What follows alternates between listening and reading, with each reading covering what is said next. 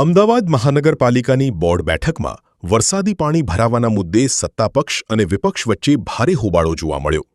વિપક્ષે શહેરમાં સર્જાયેલી સ્થિતિ માટે મેયર અને મ્યુનિસિપલ કમિશનરના રાજીનામાની માંગ કરી. એએમસીની બોર્ડ બેઠક દરમિયાન વિપક્ષે શહેરમાં વરસાદી પાણી ભરાવાની સમસ્યાને લઈને આક્રમક વલણ અપનાવ્યું.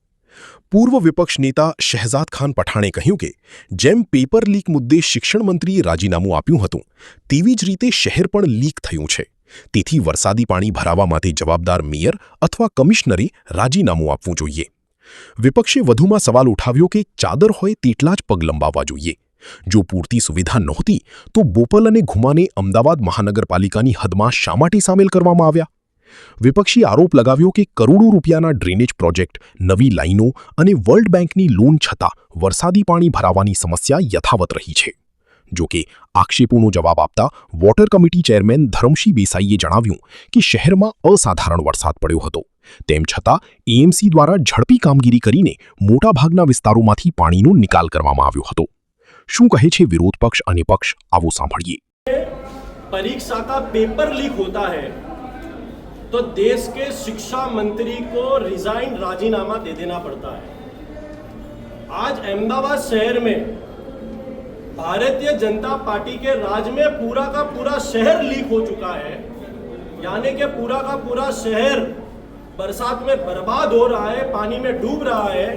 तो कांग्रेस पार्टी ने यह मांग की है कि जब परीक्षा के पेपर लीक पर शिक्षा मंत्री राजीनामा दे देता हो, रिजाइन दे देता हो, तो अहमदाबाद शहर लीक होने पर माननीय मेयर श्री या माननीय कमिश्नर श्री क्यों रिजाइन नहीं दे रहे हैं? कांग्रेस पार्टी ने इन दोनों से अपना रिजाइन मांगा है कि इनके राज में पूरा का पूरा शहर लीक हो चुका है. इन दोनों के तात्कालिक इस मुद्दे पर अपना रिजाइन रख देना चाहिए. વિપક્ષનું તો આ જવાબદારી છે, એને કહેવું પડે કે ભાઈ આ રીતના પણ જે પ્રમાણે કામ થયું છે, અત્યારે અમે જે ગામોમાં જે વિસ્તારોમાં ફર્યા છીએ એ ગામના વિસ્તારોના લોકોનું બી એવું કહેવું છે, જે ત્યાં પ્રોપર ગામના લોકો છે, જે લોકોની અત્યારે ઉંમર 70-80 વર્ષની ઉંમર છે, એ લોકો બી કહે છે કે અમે બી જીવનમાં આવો પ્રથમ વખત વરસાદ જોયો છે. અને આટલી એ લોકો બી સરાહના કરી છે કે આટલી જલ્દી સારી રીતે કોર્પોરેશને કામ કર્યું છે.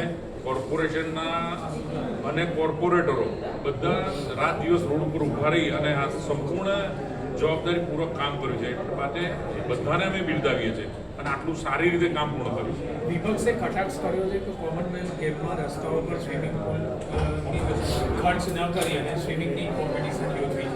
જો પહેલાં જે જગ્યાએ 4 ઇંચના અંદર 4 દિવસ પાણી રહેતું હતું એની જગ્યાએ અત્યારે 20 ઇંચના અંદર 4 કલાક પાણી રોકાયું છે.